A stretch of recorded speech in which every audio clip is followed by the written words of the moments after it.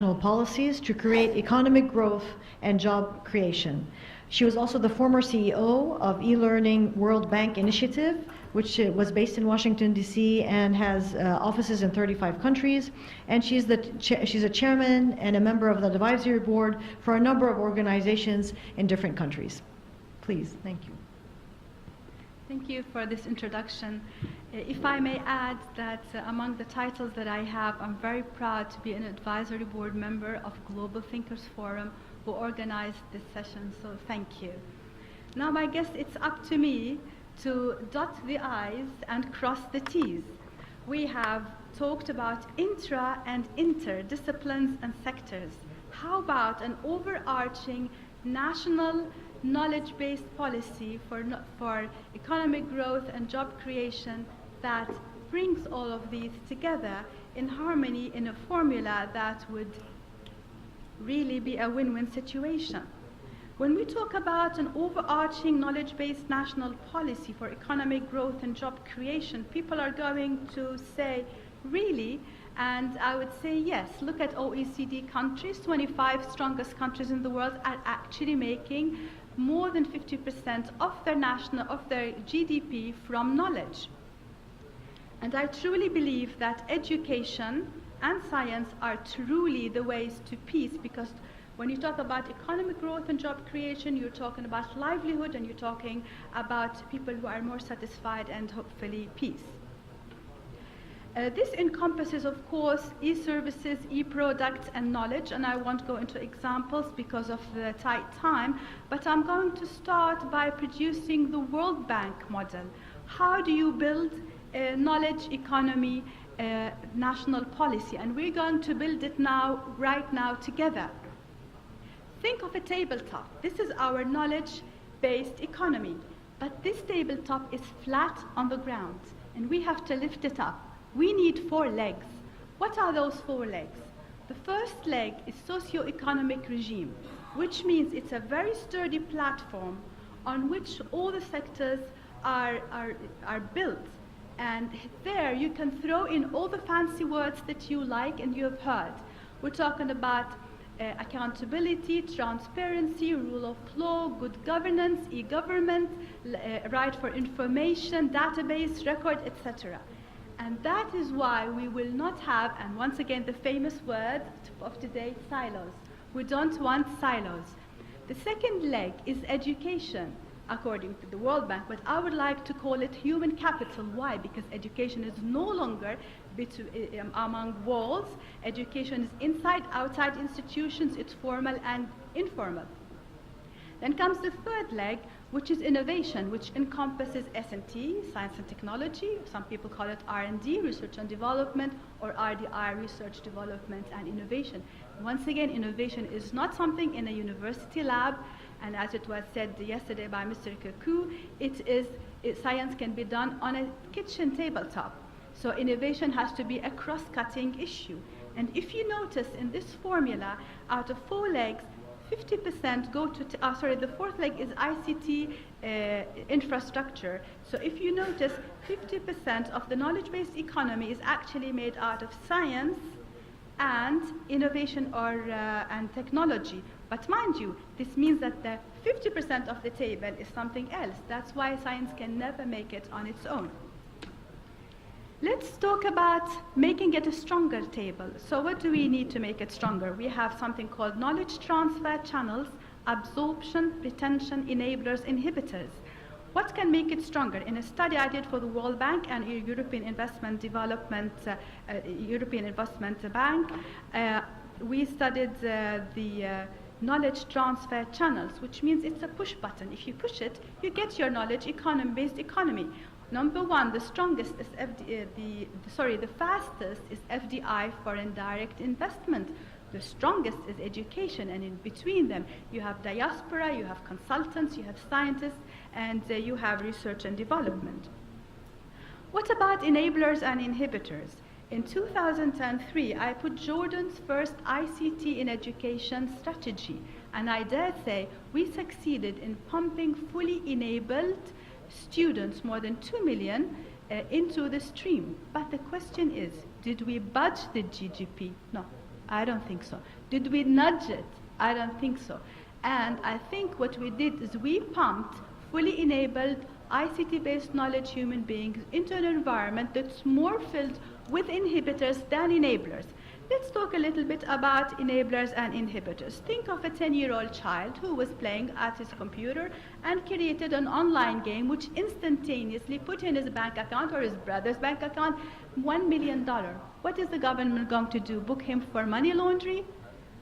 And the second example, a frugal science. We have a farmer in a remote area. He doesn't know how to read and write, but he came across a hybridized plant, and once again, this is my biological side, that is highly tolerant to drought and salinity. And as you know, in Jordan, we are over pumping from groundwater, so regarding saline. And so, do we have a system in place that recognizes this person, or does this person know that there's a system in place through which he can get his rights and commercialized and nationalized, so everybody wins, namely the GDP of the country that gets it. And when I talk about IP rights, I cannot talk enough about them. Actually, one of the two main inhibitors which did not render effect out of our educational outputs are attributed to lack of IP rights and ease of opening new business. The judicial system should wise up and start learning how to deal with IP rights and other technological issues.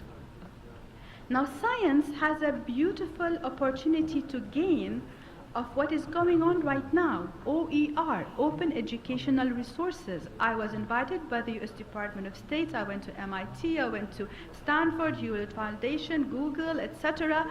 And it means that if I were a professor in MIT and I dreamt about an engine that is sort of saves energy, and I put it online, anybody around the world can have this kind of knowledge.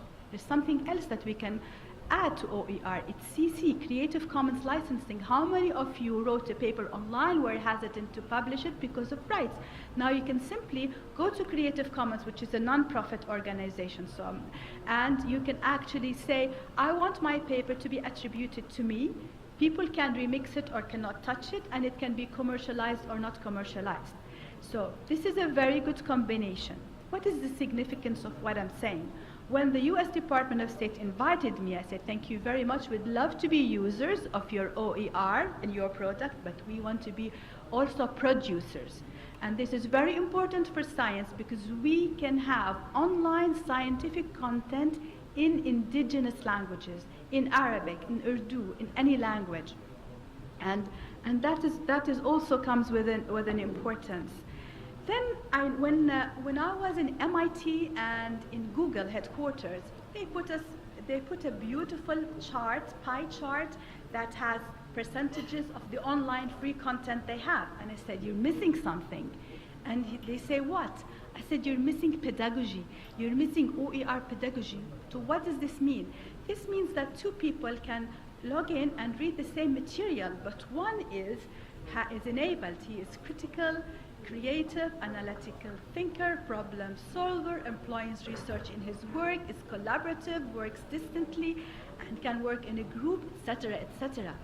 So what does this mean? This means that they should increase their pie to include instructional pedagogy, that any person who applies these steps will enhance the upper order steps, which means that the knowledge you gain is going to be rendered and tackled quite differently. We talk a lot about adversities of technologies, and remember, we all want it, definitely it's useful, but we have to worry of cybercrimes and other things. That's why we have to be also putting things in place. 2 minutes, all right. I am preparing the smart learning strategy for the United Nations ITU with UNESCO and Intel, etc. My favorite quote is for Secretary of State Riley, who says, we're preparing generations for jobs and skills and technologies that are not here yet. And echoing Kaku's yesterday's new technologies, I would like to read a quote from Murad Sonez, head of the Center of the Fourth Industrial Revolution and member of the Managing Board of the World Economic Forum, on the top technologies to make this year's list. I'm not even going into the future. We're talking liquid biopsies, harvesting clean water from air, deepening learning for visual tasks, liquid fuels from sunshine, scientists think photosynthesis, human cells atlas, precision farming, affordable catalysts for green vehicles, think zero emission technology, genomic vaccines based on genes, sustainable design of communities, and quantum computing. And with that, I leave you. All right, we have a perfect set of panelists. We're on time. I don't think anybody can claim a better timing than we have. So thank you very much. And I want to comment on what you shared, Reem. First, I forgot to mention that Reem's background is actually biology. So I think biology provides you a wide perspective of looking at the world. And she highlighted not just the inhibitors, but actually the opportunities going forward in interdisciplinary research in the 21st century. Now, for the next 10 to 15 minutes, the floor is open for questions from the audience, because answer your question in two parts. Part one, just a quick story.